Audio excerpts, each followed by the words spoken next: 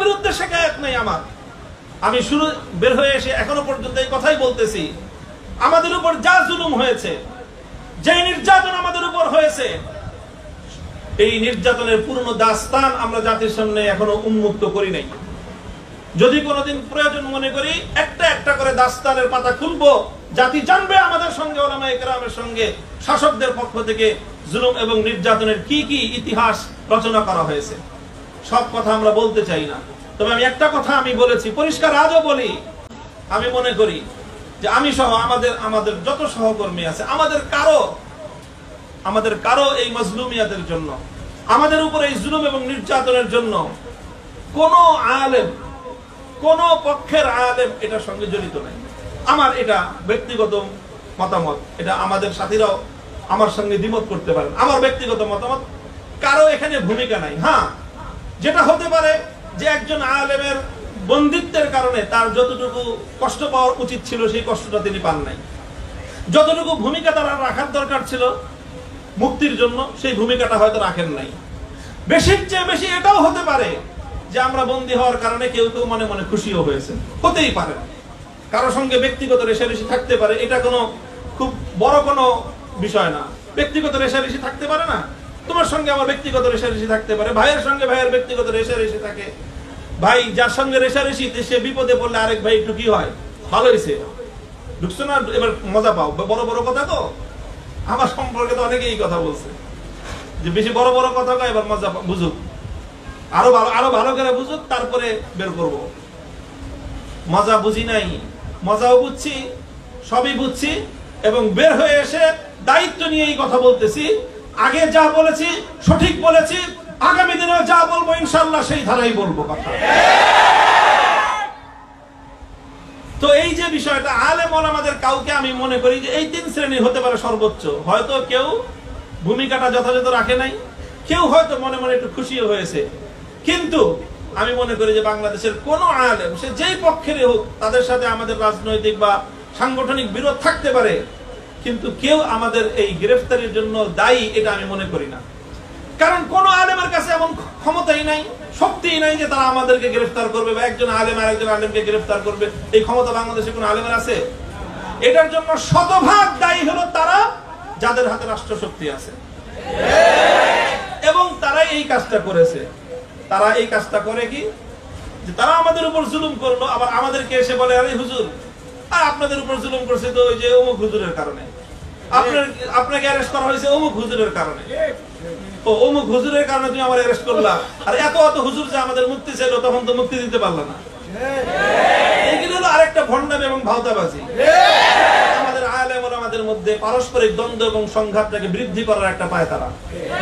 এই জন্য আমি পরিষ্কার আমার ব্যক্তিগত জায়গা থেকে আমি বলে দিচ্ছি, আমি আমার এই গ্রেফতারির জন্য, আমার উপরে এই জুলুম নির্যাতনের জন্য বাংলাদেশের কোন আলেমকে, কোন ইসলামপন্থীকে ন্যূনতম আমি দায়ী মনে করি না। হ্যাঁ, কারো কারো ভূমিকা কম বেশি থাকতে পারে, সেজন্য অভিমান থাকতে পারে, অভিযোগ থাকতে পারে, কিন্তু এটার জন্য দায়ী মনে করি না কাউকে। কাজে এই যে কথাগুলোর মধ্যে আমরা পূর্ণ সতর্কতা অবলম্বন করতে হবে। তবে কথা এটা এই যে জুলুম এবং নির্যাতন হলো, আমরা হলাম ভিকটিম, আমরা মজলুম। অন্যান্য উলামায়ে কেরামের কাছ থেকে আমরা যে আচরণটা আশা করি সেটা হলো এই, যারা আমাদের উপর জুলুম করলো, যতক্ষণ পর্যন্ত তারা এই জুলুমের জন্য তারা অনুতপ্ত না হবে, ততক্ষণ পর্যন্ত আমাদের আলেম ওলামারাও তারা তাদের সঙ্গে সম্পর্কটা ওই মাত্রায় রাখবেন। বেশি মাখামাখি যদি তাদের সাথে করেন, দেখতে আমাদের কষ্ট লাগে, অনেক খারাপ লাগে। কি বলবো তোমাদের কাছে, আমি জেলখানায় থেকে, আখেরি কথা লম্বা করবো না, শেষ কথা আমি এটা বলতেছি, জেলখানায় থাকতে ওই যে বিভিন্ন মেমোরি কার্ডের মাধ্যমে কিছু আহওয়াল জানার আমাদের সুযোগ ছিল। তো এই মেমোরি কার্ড লাগায় মনিটরের মধ্যে আমরা সবকিছু দেখতে পারতাম। সেখানে দেখলাম যে একজন আলেম, খুব এমনি ব্যক্তিগতভাবে আমি যার ভক্ত বলা যায়, তার জ্ঞান গরিমা সব দিক থেকে খুব তার প্রতি আমার একটা ভক্তি ছিল। দেখলাম উনি এমন একজন মানুষের এমন ভূয়সী প্রশংসা করতেছেন যার হাত হাজারো মুসলিমের রক্তে রঞ্জিত, সেই জালেমের উনি এমন ভূয়সী প্রশংসা করতেছেন। এই জিনিসটা শোনার পরের দিন আমি কোর্টে গেলাম, কোর্ট থেকে আমি কারাগারে ফিরলাম। রাস্তায় রাস্তায় ওই জালেমের বিভিন্ন জায়গায় নানা রকম ছবি টবি দেখি, যতবার ছবিটা দেখি ওই জালেমের কথা মনে পড়ে না, আমার ওই হুজুরের কথা মনে পড়ে। কষ্টের দিনটা কলিজাটা ফেটে যায় যে এরকম একজন মানুষের আপনি এরকম প্রশংসা করতেছেন। আপনি জানেন না রহম করদন বার গোসে ফান্দা জুলুম, রহম করদন বার তেজে দন্দা জুলুম আসবার গোসে ফান্দা, রহম করদন বার তেজে দন্দা জুলুম আসবার তারাহুম বার তেজে দন্দা তারাহুম বার, যাই হোক কি কবিতা মুখস্থ নাই, বললাম আর কি মানা। হ্যাঁ, তারাহুম বার তেজে দন্দা জুলুম আসবার গোসে ফান্দা। বাঘের উপর যদি তুমি করুণা করো, এটা শুধু তুমি বাঘের উপর করুণা করলা তা নয়, এটা বকরির উপর তুমি জুলুম করলা। আমি জানি না ওই কথা আমি কোনোদিন এতটা অনুভব করি নাই আগে নিজের উপর আসার আগ পর্যন্ত। আমার কাছে তখন মনে হয়েছে আমিও এরকম ভুল অনেক করেছি, অনেক ঘুরেছি। আমরা যখন এরকম অনেকের প্রশংসা করতাম তখন এরকম প্রত্যেকটা মজলুমের হৃদয়ে গিয়ে আমাদের এক একটা কথা সুরের মতো বিদ্ধ হতো।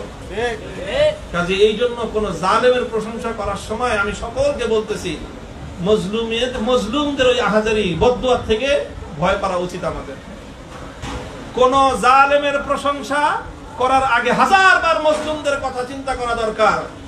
আমরা নানা রকম হিকমত আবিষ্কার করে জালেমদের এই প্রশংসা করাকে বৈধতা দেওয়ার, হালাল করার চেষ্টা করি।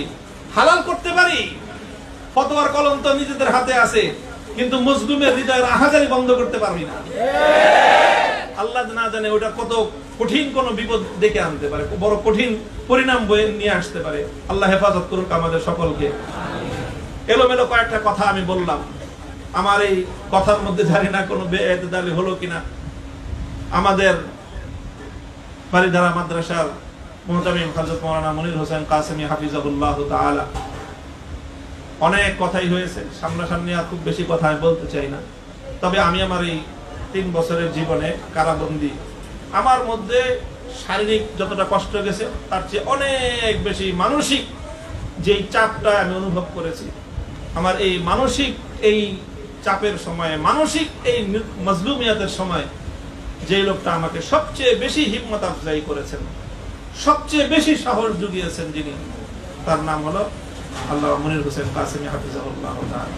আমি আল্লাহর কাছে দোয়া করি আল্লাহই যেন তার এর পরিপূর্ণ জাযা ওনাকে দান করেন। আমিন। ওনার সবচেয়ে কঠিন বিপদের সময় যেন আল্লাহ পাক ঠিক এইভাবেই ওনার দস্তগিরি করেন।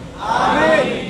আমাদের সকলের মধ্যে এই যে একটা ইত্তেহাদ, এই যে একটা বোঝাপড়া হয়েছে, এই যে একটা বোঝাপড়া হয়েছে, সাখাওয়াত হোসেন রাজি সাহেব হুজুর থেকে নিয়ে শুরু করে আমি পর্যন্ত, মধ্যখানে আমাদের বাকিরা সবাই আছেন।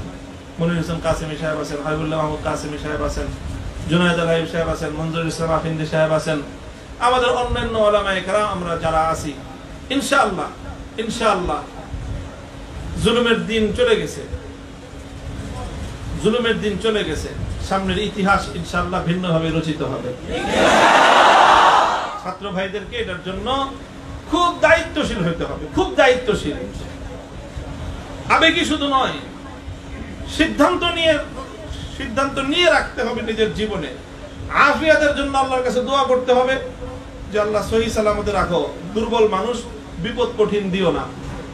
কিন্তু যদি আল্লাহ না করুন কারো জীবনে যদি বিপদ চলে আসে, তখন খুব ইস্তেকামতের সাথে থাকতে হবে। আলহামদুলিল্লাহ আমার অভিজ্ঞতা হলো এই, আল্লাহ পাক আমাদের জন্য পরীক্ষা খুব বেশি কঠিন করেন না। আমরা সামান্য একটু ইস্তেকামতের সাথে থাকতে পারলে আল্লাহর পক্ষ থেকে এমন গায়েবে নুসরত চলে আসে, যেটা আমাদের পূর্বের আমাদের বড়দের ওই পরিমাণ আল্লাহর সাহায্য পাইতে আরো অনেক লম্বা ত্যাগ আর কোরবানি দিতে হয়েছে। আমরা যেহেতু দুর্বল, আল্লাহ আমাদের সঙ্গে দুর্বলের মুআমালা করতেছেন। ইনশাআল্লাহ ইস্তেকামতের সাথে থাকবো, হক এবং হাক্কানিয়াতের সাথে থাকবো, হিম্মতের সাথে থাকবো। আর হলো মূল ওই উসুল মনে রাখতে হবে, আমরা হটকারিতার পথেও চলবো না। হ্যাঁ, খুব মুখস্থ রাখবা, চাটুকারিতা এটা কিন্তু এখন আমাদের নতুন ফিতনা। পুরা উলামায়ে বাংলাদেশকে চাটুকার জাতিতে পরিণত করার নানা রকম আয়োজন চলছে। এই ফিতনা, এই যে কারারুদ্ধ হওয়ার ফিতনা, মাইর খাওয়ার ফিতনা, জুলুম নির্যাতনের মুখে পড়ার ফিতনা, এগুলোর চেয়েও বড় ফিতনা হলো আমাদেরকে একটা চাটুকার জাতিতে পরিণত করার চেষ্টা করা হচ্ছে। এই জন্য যেখানে গেলে চাটুকারিতা করা লাগতে পারে বলে কারো আশঙ্কা হয়, তার ধারে কাছে কেউ যাবে না। আল্লাহ পাক আমাদেরকে হেফাজত করুন ইনশাআল্লাহ।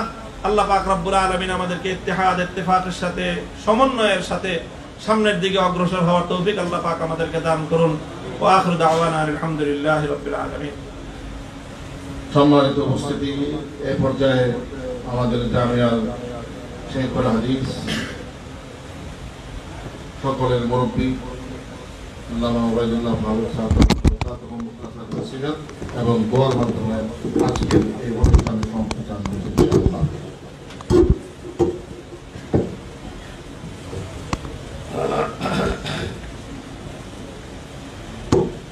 আলহামদুলিল্লাহি রাব্বিল আলামিন والصلاة والسلام على خاتم النبيين وعلى آله وأصحابه أجمعين أما بعد মৌলানা তো অনেক জরুরি সুন্দর সুন্দর কথা বলছেন। এক পরিবারে যদি বিভিন্ন